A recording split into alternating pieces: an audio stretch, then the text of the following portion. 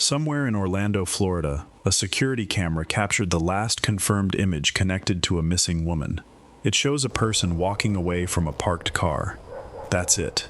No clear face, no name, no confession. Just a shape, a shadow, moving past a chain-link fence at exactly the wrong angle to ever be identified. For nearly 2 decades, that single piece of footage has haunted investigators, obsessed true crime researchers, and given a grieving family both their greatest hope and their deepest frustration, because somewhere out there, the person in that video knows exactly what happened to Jennifer Kesse. She was 24 years old. She had just returned from a Caribbean vacation with her boyfriend. She had a new condo, a good job, and a life that, by every account, was just getting started. And then, one Tuesday morning in January of 2006, she vanished, seemingly between her front door and her car, without a struggle, without a scream anyone heard, and without a single confirmed sighting since. This is the story of Jennifer Kesse, and this is the story of the footage that changed everything, and still, to this day, has answered almost nothing. Before she became a case number, a headline, and a face on a billboard, Jennifer Kesse was simply a young woman building the life she'd worked for. Born Jennifer Joyce Kesse on May 20th, 1981, she grew up in Tampa, Florida, graduating from Vivian Gaither High School before enrolling at the University of Central Florida in Orlando. She graduated in 2003 with a degree in finance, practical, driven, and already thinking several steps ahead of most people her age. By 2006, that degree had translated into a career. Jennifer was working as a finance manager at Central Florida Investments, the timeshare company behind Westgate Resorts, based in Ocoee, just outside Orlando. Co-workers and family described her as organized, warm, and dependable, the kind of person who called her parents like clockwork, and who her boyfriend could set a schedule by. She had recently purchased her own condominium near the mall at Millenia, a sign of the independence she was building for herself. She was in a serious relationship. She had just come back from a trip to St. Croix in the U.S. Virgin Islands with her boyfriend, tanned and relaxed, with nothing waiting for her but an ordinary Monday back at the office. Nothing about Jennifer Kesse's life suggested she was in danger. That is precisely what makes her disappearance so unsettling, and precisely why, 20 years later, it remains one of the most studied, unsolved missing person cases in the country. Unlike so many cases where the trail goes cold from the very beginning, Jennifer's case had something rare, a piece of surveillance video capturing a human being, a real, physical person, connected directly to the crime. And yet, that footage would become both the case's greatest gift and its cruelest joke. Before we go further, if you're new here, take a second to hit subscribe and turn on notifications. Cases like this deserve to be remembered, and your support helps keep these stories from being forgotten. Now, let's go back to the beginning. The timeline investigators pieced together begins on Sunday, January 22, 2006, when Jennifer and her boyfriend returned from their vacation in St. Croix. That night, she stayed at his home, as she often did. On Monday morning, January 23rd, she drove straight from his house to work, a normal start to a normal week. She put in a full day at Central Florida Investments. At around 6 p.m., she left the office and called her parents on the drive home, chatting as she always did. It was the last conversation her family would ever have with her. She arrived at her Orlando condo for the first time since leaving for vacation. Later that night, around 10 p.m., she spoke by phone with her boyfriend, and the two said their goodnights. He would be the last known person to speak with her. Jennifer had a routine with him. Most mornings, before leaving for work, she would call or text him. It wasn't a formal arrangement, just the kind of small, quiet habit that develops between two people who care about each other. It was so consistent that its absence became the first sign something was wrong.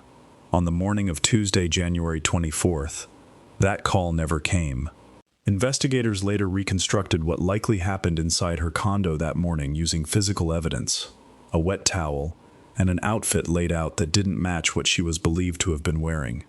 It suggested she had showered, dressed, and prepared for work, an entirely ordinary start to her day. And then, at some point between leaving her condo and arriving at her office, Jennifer Kesse disappeared.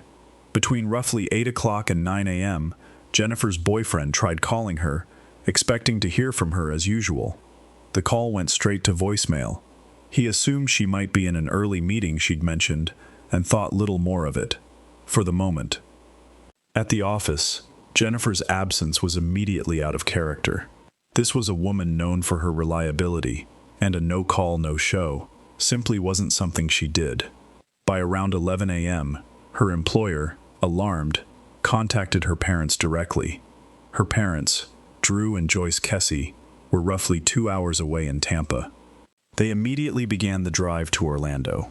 On the way, they called the manager of Jennifer's condominium complex and asked him to check her unit with a spare key. What he found was unsettling in its ordinariness. Nothing appeared disturbed inside her home, but her car, a black 2004 Chevrolet Malibu, was gone.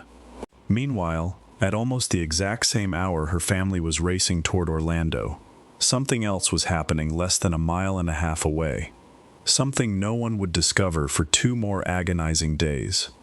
At around noon on January 24th, hidden surveillance cameras at a nearby apartment complex recorded a person parking a black Chevy Malibu in a parking space and calmly walking away.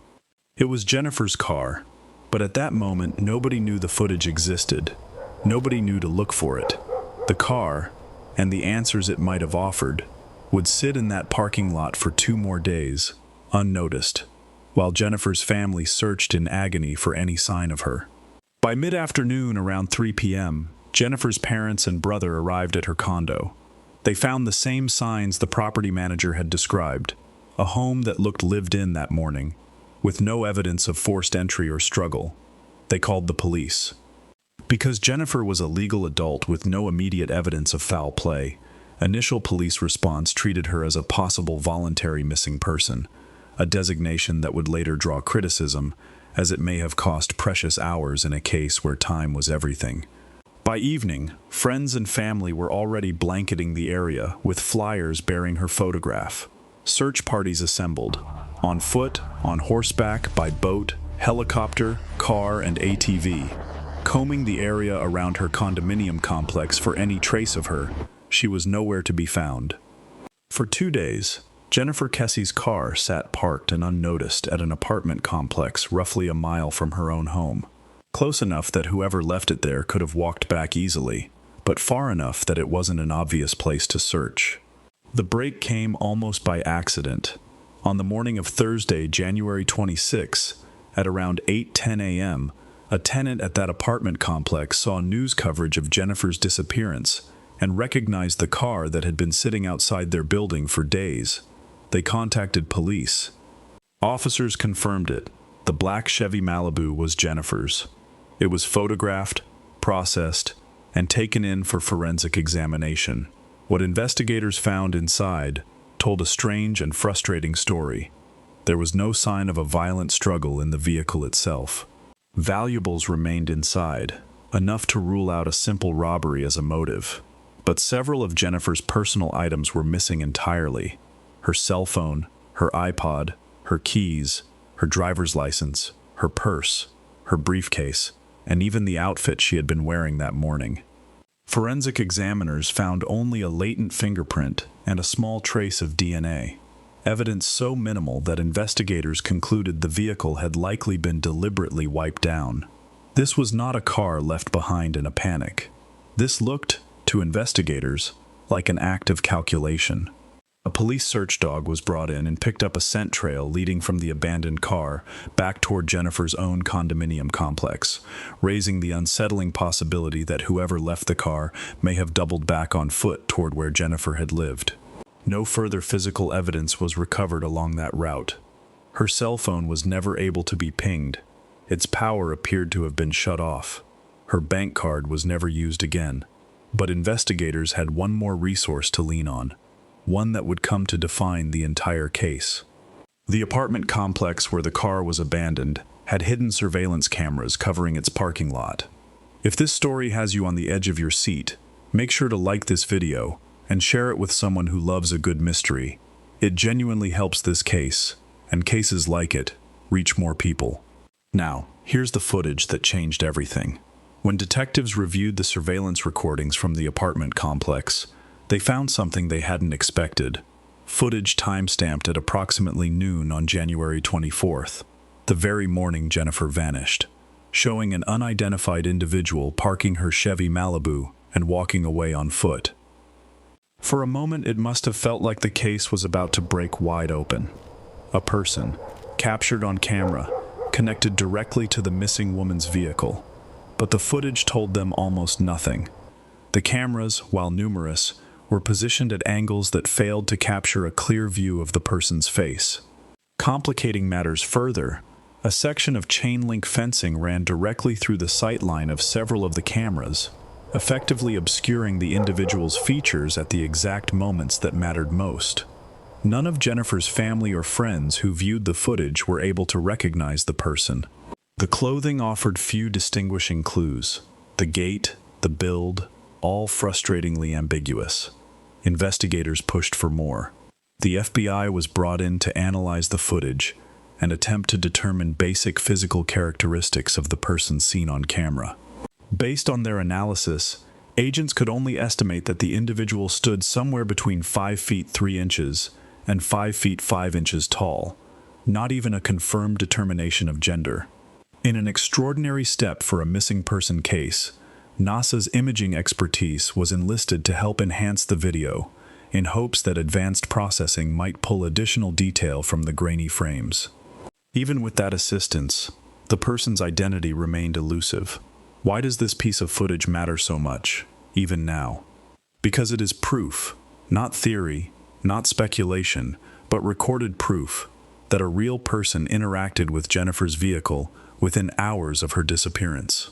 Somewhere in that video is the literal key to solving this case, and yet, a few feet of chain-link fence and a handful of poorly angled lenses may have been the difference between an open case and a solved one.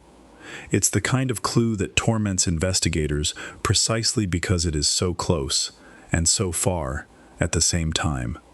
The person is right there, just not quite visible enough.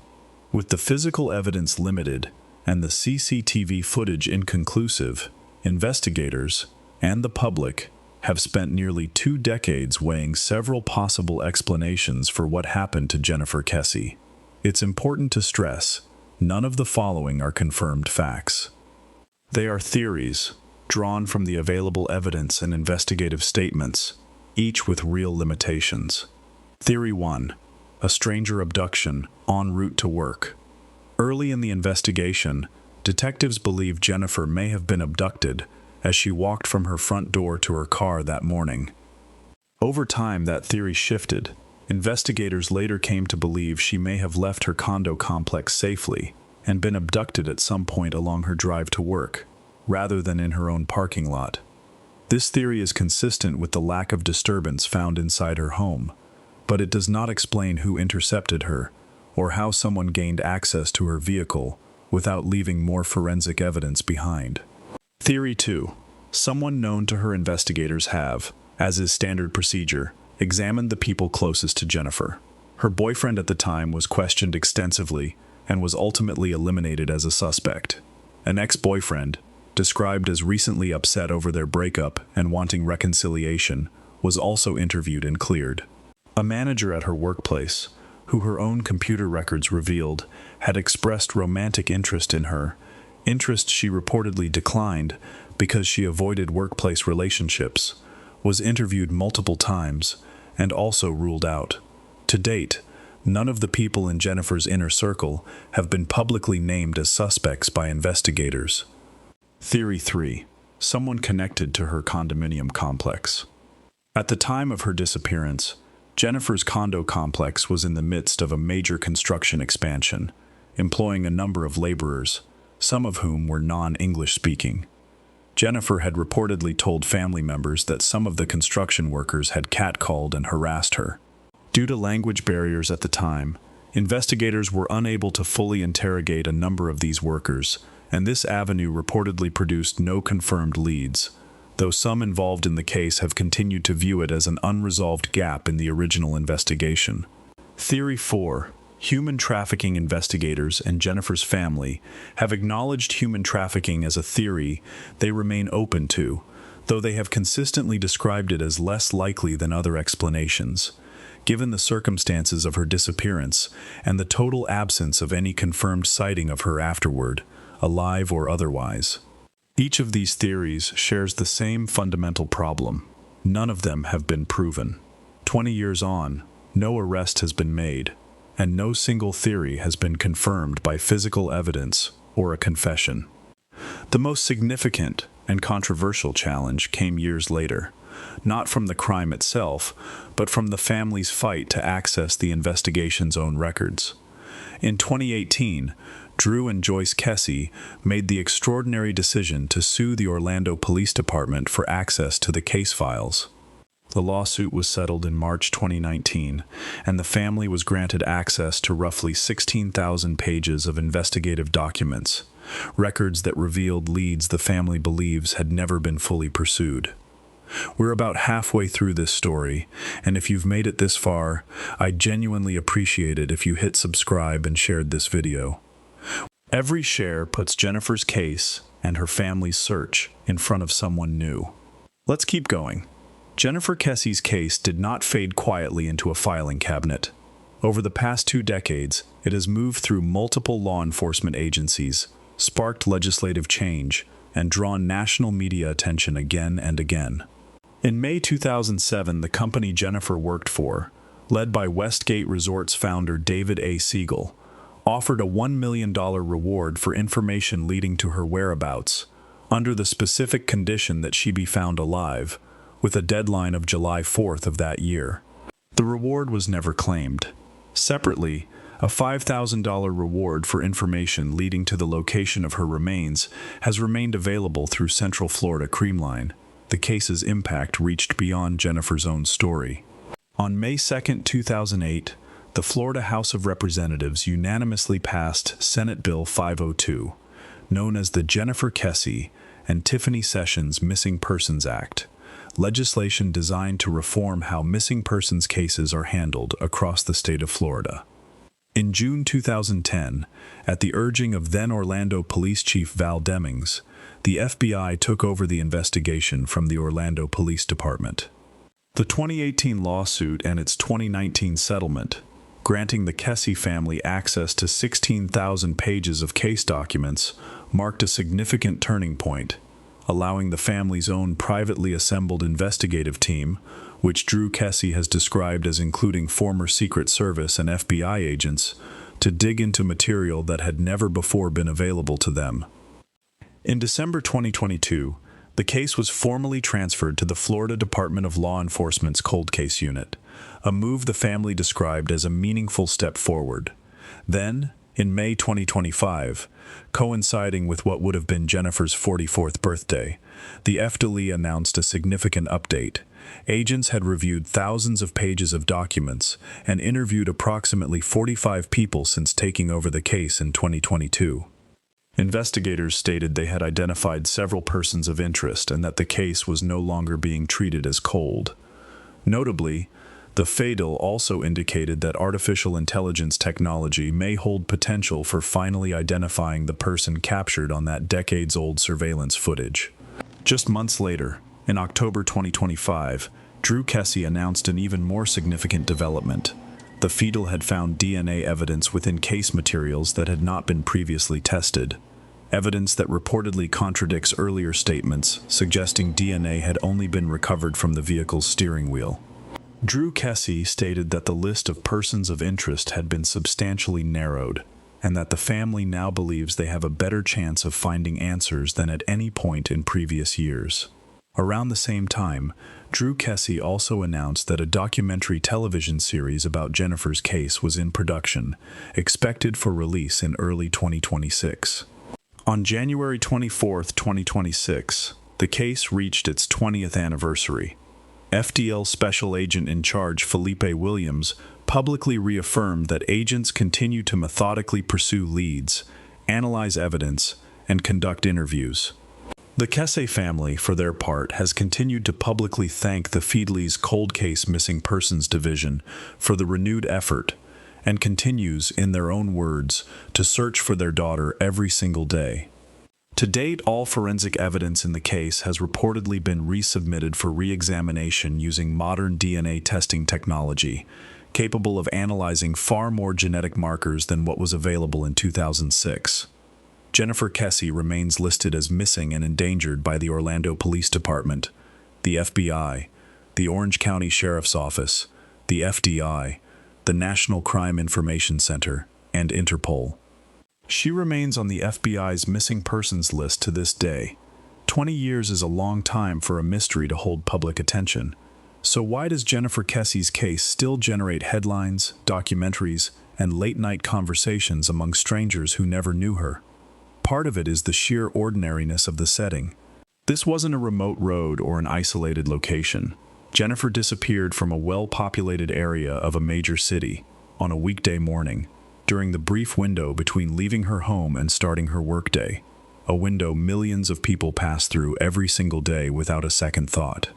Part of it is that footage. A camera captured a human being connected to this crime. That footage exists. It has been studied by the FBI, enhanced by NASA, and picked apart by investigators and amateur researchers alike for nearly 2 decades, and it has still not given up its central secret. There's something uniquely haunting about evidence that feels like it should be enough, and isn't. And part of it, undeniably, is Jennifer's family. Drew and Joyce Kesse never treated this as a case to be closed and filed away. They sued a police department to get their own daughter's case files. They built a private investigative team. They have spent 20 years keeping her name and face in front of the public, refusing to let the passage of time turn Jennifer into just another statistic. The questions that remain are simple to ask and devastatingly hard to answer. Who is the person in that surveillance footage? Where did Jennifer go between her front door and her workplace? Is she still alive? And after so many years, so many leads, and so many re-examined pieces of evidence, will the truth ever fully surface? If you've stuck with this story to the end, please take a moment to like this video and subscribe. It costs nothing, and it makes a real difference in helping cases like Jennifer's stay visible. Behind every theory, every enhanced frame of grainy surveillance footage, and every headline, there is a family that has spent 20 years without their daughter, without answers, without closure, and without giving up. Jennifer Kesse was not simply a case number or a mystery to be solved for entertainment. She was a daughter, a girlfriend, a co-worker, a 24-year-old woman who had just come home from vacation, expecting an ordinary Tuesday. As of 2026, the investigation into her disappearance remains active. New DNA technology, renewed leads, and a narrowed list of persons of interest have given her family more hope than they've had in years. But hope, as they would be the first to tell you, is not the same as an answer. Somewhere, someone may still know what happened on that January morning in 2006. Somewhere, the identity of the person captured walking away from Jennifer's car may still be within reach. If you have followed this case over the years, or if this is the first time you're hearing Jennifer's story, we ask that you share your thoughts respectfully in the comments below. If you have any information related to this case, you're encouraged to contact the Florida Department of Law Enforcement directly. Please like, subscribe, and share this video, not just to support this channel, but to help keep Jennifer Kesse's name and her family's search for the truth in front of the people who might one day help bring it to an end. Thank you for watching.